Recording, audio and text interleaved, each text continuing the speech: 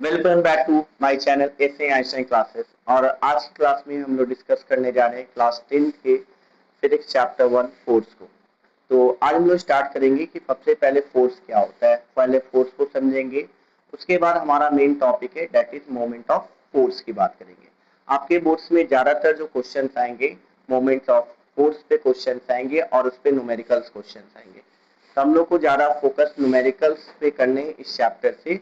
और जो बेसिक जो है इस चीज को जो भी हम बताएंगे आपको वो सारे चीज नोट डाउन कर लेने हैं। जो अभी आपको डिस्कस करेंगे वो सारे नोट डाउन कर लेंगे वीडियो को पॉज करके। चलिए हम लोग डिस्कस करते हैं स्टार्टिंग से, यानी बेसिक से स्टार्ट करते हैं फोर्स से। आपने क्लास 6 क्लास से ही स्टार्ट कर लिया होगा। आईसीएससी के स्टूडेंट है तो क्लास 6 में ही आपको फोर्स का डिफिनेशन मिल गया होगा। तो फोर्स को आपने पढ़ा होगा sir, it is defined as the push और पुल, यानी किसी चीज को धक्का देना या खींचना क्या कहलाता है, फोर्स कहलाता है। देखो पुश का मतलब हो गया repulsive nature of force, repulsive nature की बात करते हैं। और पुल का मतलब हो गया sir attractive nature of force, attractive nature की बात करते हैं। ठीक है, यानी किसी चीज को धक्का दे रहे हैं तो अपने से दूर कर रहे हैं तो रिपल्सिव नेचर का हुआ। किसी को अपने तरफ खींच रहे हैं तो इसका मतलब उसको अट्रैक्ट कर रहे हैं तो वो कौन सा नेचर हुआ, अट्रैक्टिव नेचर का हुआ। ठीक है, अब देखो आप थोड़ा डेप्थ में इसको जाते हैं क्योंकि आईसीएससी के स्टूडेंट है तो हम लोग थोड़ा सा डेप्थ में पढ़ेंगे कि सर इसको पहला न्यूटन के लॉ की बात करें। न्यूटन ने टोटल 3 लॉस लिए थे, आपने पढ़े होंगे। न्यूटन के फर्स्ट लॉ क्या कहता है, न्यूटन के फर्स्ट लॉ के अकॉर्डिंग अगर मैं बात करूं तो फोर्स का डिफिनेशन क्या होता है। तो force is the physical cause, force is the physical cause, physical cause to in change either in state of rest, either in state of rest or motion or shape or size, shape or size। यानी force ही कारण है किसी भी body पे, rest है तो motion में जाने का और मोशन है तो रेस्ट में आने का। ये किसने कहा, न्यूटन के फर्स्ट लॉ के अकॉर्डिंग है। अब आते हैं हम लोग डिस्कस करते हैं कि न्यूटन के सेकेंड लॉ क्या कहते हैं। देख, तो मेन डिफिनेशन जो हमारे पास आया वो न्यूटन के सेकेंड लॉ से है। न्यूटन के सेकेंड लॉ कहता है कि फोर्स को डिफाइन क्या करता है, न्यूटन का second law, Newton second law, Newton second law क्या डिफाइन करता है, ये डिफाइन करता है it is defined as the rate of change of momentum, change of momentum.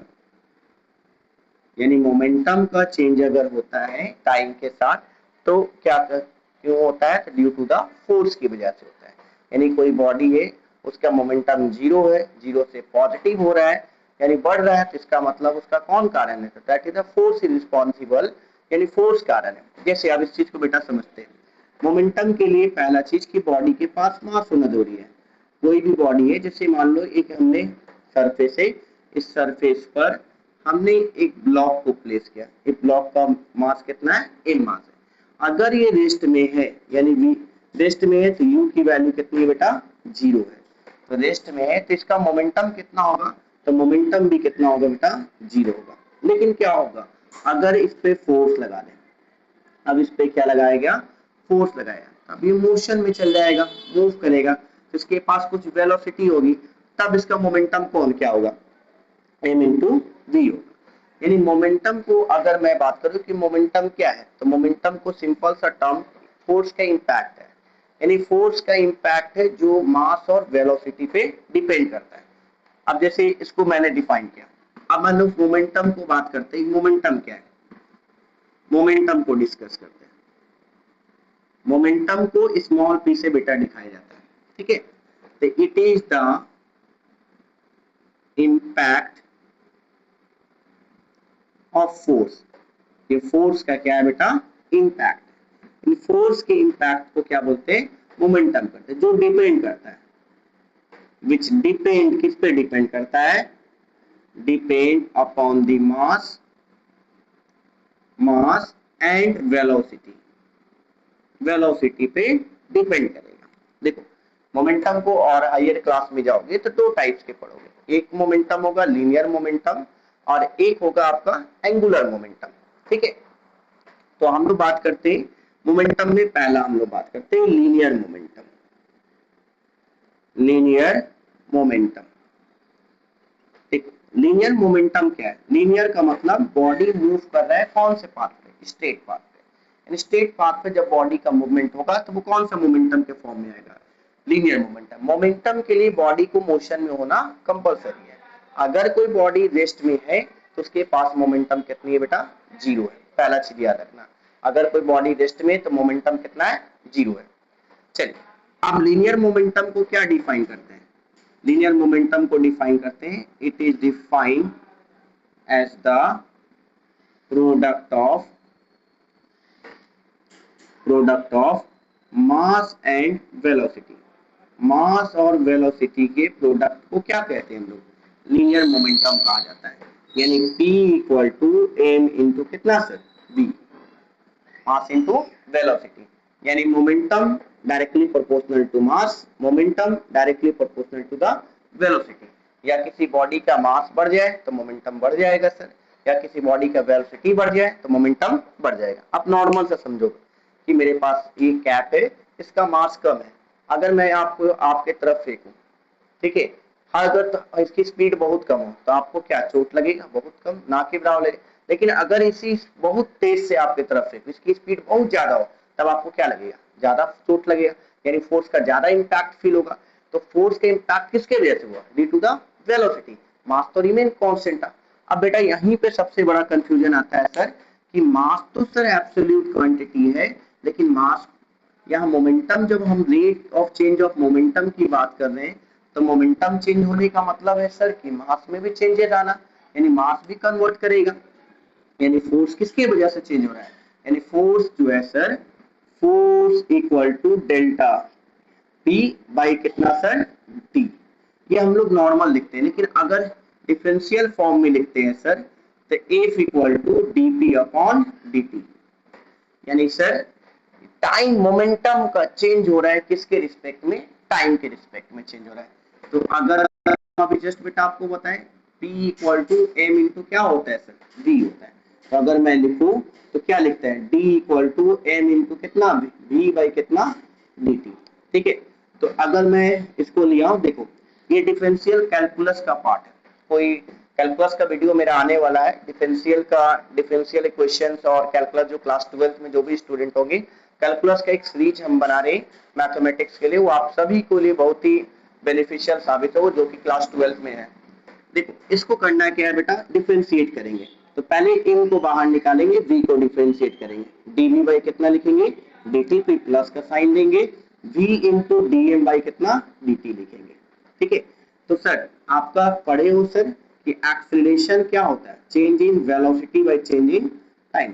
तो यहाँ पे हम लोग लिख सकते हैं सर f इक्वल टू कितना, M A plus V into D M by कितना डी टी, यानी सर, यानी फोर्स है ये, फोर्स यानी फोर्स मास और एक्सीलरेशन के प्रोडक्ट है। जैसे एक नॉर्मल सी रॉकेट पे, रॉकेट फ्यूल देखिए, रॉकेट में अगर रॉकेट जा रहा है ऊपर की तरफ तो रॉकेट फ्यूल जब बर्न हो रहा है तो रॉकेट फ्यूल का मास धीरे धीरे क्या हो रहा है, कम हो रहा है, तो वो क्या क्रिएट कर रहा है, थ्रस्ट को क्रिएट कर रहा है, और यही थ्रस्ट किसको प्रोड्यूस कर रहा है, रॉकेट को कहाँ धकेल रहा है, ऊपर की तरफ।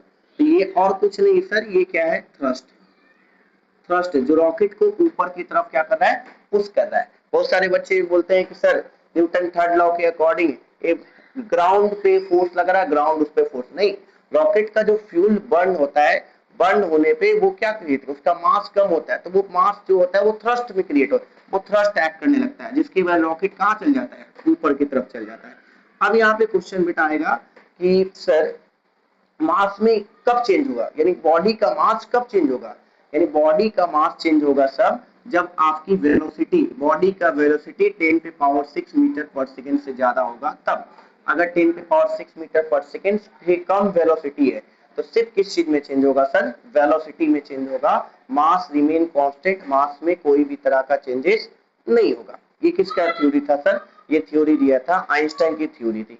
अगर किसी बॉडी का वेलोसिटी 10 पे पावर 6 मीटर पर सेकेंड से ज्यादा हो जाता है तब उसके मास में क्या होगा? चेंज होगा। लेकिन अगर 10 पे पावर 6 मीटर पर सेकेंड का है तब उसके सिर्फ किस में चेंज होगा? वेलोसिटी में चेंज होगा। इट मींस सर कि ये आई थिंक ये क्लियर हो गया फोर्स के बारे में इतना सर कि आपसे कोई भी क्वेश्चन पूछे तो आप एक्सप्लेन कर सकते हो, फोर्स के बारे में बता सकते हो। अब आते हैं सर, हम लोग बात करते हैं जो हमारा मेन टॉपिक है। हम लोग बात किए सर फोर्स मोशन में, किसी बॉडी को रेस्ट से कहाँ ले जा सकता है? मोशन में ले जा सकता है। अगर कोई बॉडी है रेस्ट में तो उसको मोशन में करे। अब देखो दो टाइप के मोशन हो सकते हैं। अगर मैं इस मार्कर के ही थ्रू आपको समझाऊं तो मेरे पास ये जो मार्कर है इसको अगर मैं फोर्स लगाता हूँ, मार्कर फोर्स लगाया तो मार्कर क्या हुआ? पूरा मार्कर मूव कर गया, मार्कर पूरा मूव कर गया। जब पूरा बॉडी का मूवमेंट हो तो वो कौन सा मोशन होता है? ट्रांसलेटरी मोशन, यानी उसको लीनियर मोशन भी कह सकते हो। जैसे मैं खड़ा हूं, अब मैं चल रहा हूं तो मेरा होल बॉडी जब मूव कर रहा है तो होल बॉडी का जो मूवमेंट होता है वो कौन सी मोशन होती है? ट्रांसलेटरी मोशन होती है। लेकिन अगर मान लो कि मेरा हाथ है, एग्जाम्पल के तौर पे, क्या मेरा पूरा हैंड एक जगह से दूसरी जगह जा सकता है? नहीं। एक पॉइंट इसका क्या है? फिक्स है। यानी जब भी घूमेगा तो इस पॉइंट के अलोंग घूमेगा, इसके चारों तरफ घूमेगा। ये अपने से इतना दूर नहीं जा सकता, यानी पॉइंट के अलोंग ही मूव कर सकता है।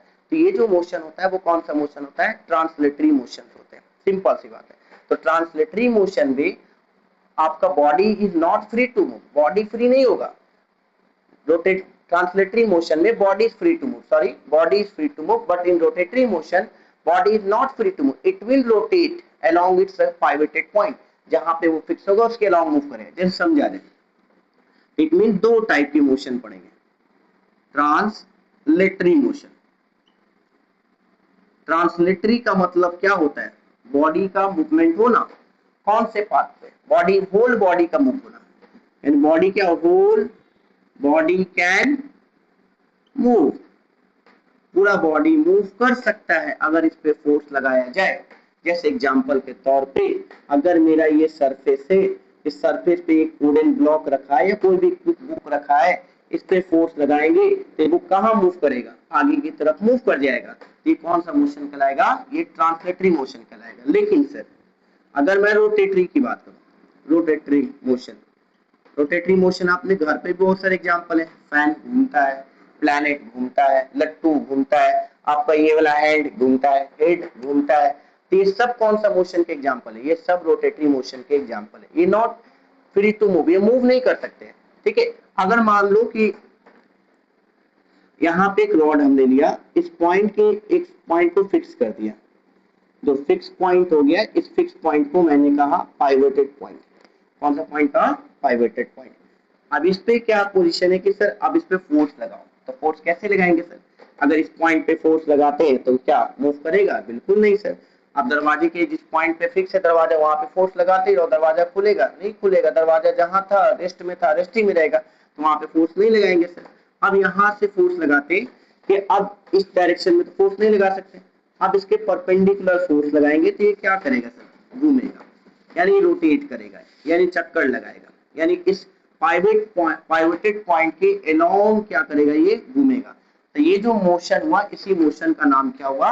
Rotatory motion. रोटेटरी मोशन का मतलब motion of a body, motion of body along its axis, along its axis, यानी एक्सिस के अलोंग, यानी पाइवोटेड पॉइंट, यानी एक्सिस बोलो या फिर क्या बोलो, पाइवोटेड पॉइंट बोल सकते हो। फिक्स पॉइंट को पाइवोटेड पॉइंट के लॉन्ग जो घूमेगा उसी को हम लोग क्या बोलेंगे? कौन सा मोशन करेगा? तो वो रोटेटरी मोशन करेगा। ठीक है। अब यहाँ पे आते हैं सर कि बॉडी को मोशन में लाने के लिए कौन सा कारण हुआ? बॉडी जो मोशन में आया तो स्ट्रेट पाथ पे मूव किया, उसका कारण कौन था? फोर्स था। लेकिन सर कोई भी अगर चीज रोटेट करनी है तो टर्न ले रही है, टर्निंग का कारण कौन है? टर्न घुमाने का कारण कौन है? तो टर्निंग का भी कॉज कौन होगा सर? यहाँ पे हम लोग डिस्कस करेंगे मोमेंट ऑफ फोर्स के बारे में। यानी moment of force is responsible to produce the rotatory motion. चलो अब हमारा एक मेन टॉपिक आया मोमेंट ऑफ फोर्स जो सबसे इंपॉर्टेंट है, मोमेंट ऑफ फोर्स, इसी का नाम क्या है, टॉर्क है। ठीक है, ये किस चीज को मेजर करता है, इट मेजर, ये मेजर करता है, measure the turning effect of force, turning effect of force, यानी फोर्स के टर्निंग इफेक्ट, घुमाने की क्षमता को, घुमाने के इफेक्ट को कौन मेजर करेगा, तो मोमेंट ऑफ फोर्स मेजर करेगा। देखो मोमेंट ऑफ फोर्स को अगर बात की जाए तो मोमेंट ऑफ फोर्स का नाम क्या है सर, टॉर्क है। It is also known as, it is also known as torque, इसको टॉर्क के नाम से जानते हैं। ठीक है, अब इसके बारे में, और ये कौन सी क्वांटिटी है, it is a vector quantity, ये कौन सी क्वांटिटी बेटा, वेक्टर क्वांटिटी, स्केलर नहीं है। इट मींस कि इसके पास मैग्नीट्यूड के साथ साथ डायरेक्शन भी होगा, नॉट ओनली द मैग्नीट्यूड, इसके पास डायरेक्शन भी होगा। इसकी एसआई यूनिट बात करो, SI unit of moment of force, moment of force का एसआई यूनिट क्या होगा, इज न्यूटन मीटर होता है, न्यूटन मीटर। ये नहीं कि आप जूल मेंशन कर दें, जूल को भी, जूल भी न्यूटन मीटर होता है, लेकिन जूल एक क्या है, स्पेसिफिक यूनिट है, स्पेसिफिक एसआई यूनिट है किसका, वर्क का, लेकिन न्यूटन मीटर एसआई यूनिट है किसका, टॉर्क का। चलो अब हम लोग टॉर्क के बारे में समझते हैं कि टॉर्क क्या होता है, टॉर्क का डिफिनेशन क्या लिखेंगे, टॉर्की का नाम क्या है, मोमेंट ऑफ फोर्स है। इसको हम लोग डिफाइन करते हैं, इट इज डिफाइंड, देखो टॉर्क बोलो बेटा, कंफ्यूज नहीं है, टॉर्क बोलो या फिर क्या बोलो, मोमेंट ऑफ फोर्स बोलो, इसको एक और तरीके से डिफाइन कर सकते हैं। इट इज डिफाइन कैसे किया जाता है, define as the product of mass and velocity, mass और sorry product of force and perpendicular distance, force and perpendicular distance, force और परपेंडिकुलर डिस्टेंस के प्रोडक्ट को क्या बोलते हैं सर, हम लोग टॉर्क कहते हैं। टॉर्क का सिंबल टाउ से रिप्रेजेंट करते हैं, फोर्स इनटू परपेंडिकुलर डिस्टेंस बेटा मेजर होता है। ठीक है, आगे पढ़ोगे तो क्रॉस प्रोडक्ट और डॉट प्रोडक्ट क्लास 11th में, अभी उतना डेप्थ नहीं पढ़ना है, सिर्फ हम लोग सिंपल सा प्रोडक्ट का बोलते हैं, ये प्रोडक्ट का सिंबल है, लेकिन हायर क्लास में जाओगे 11th में तो ये क्रॉस का सिंबल हो जाएगा। ठीक है, तो यानी सर टॉर्क का फॉर्मूला क्या निकला, यानी torque equal to force into perpendicular distance निकला। चलिए ये हमने फॉर्मूला निकाल दिया। अब कौन कौन सी फैक्टर पे ये डिपेंड करता है, अब बात करते हैं कि सर मोमेंट ऑफ फोर्स कौन कौन सी फैक्टर पे डिपेंड करेगा। देखो फॉर्मूला में दो चीज लिखा हुआ था, कौन कौन सी दो चीजें थी, जैसे फॉर्मूला में हमने लिखा फैक्टर की बात करो, factor affecting moment of force, moment of force कौन कौन सी फैक्टर है, सबसे पहला magnitude of force, magnitude of force यानी फोर्स का मैग्नीट्यूड। दूसरी फैक्टर कौन सी बेटा, तो perpendicular distance, perpendicular distance from pivot point, यानी पाइवट पॉइंट से परपेंडिकुलर डिस्टेंस जितना ज्यादा बढ़ाएंगे उतना ज्यादा मोमेंट ऑफ फोर्स बढ़ता जाएगा, जितना परपेंडिकुलर डिस्टेंस से कम बढ़ाएंगे उतना मोमेंट ऑफ फोर्स कम होता जाएगा। ठीक है, आपने देखा होगा कि बड़ा सा टायर खोलने के लिए उसकी रिंच भी बड़ी सी होती है, क्यों, कि वो टर्निंग इफेक्ट ज्यादा प्रोड्यूस करता है।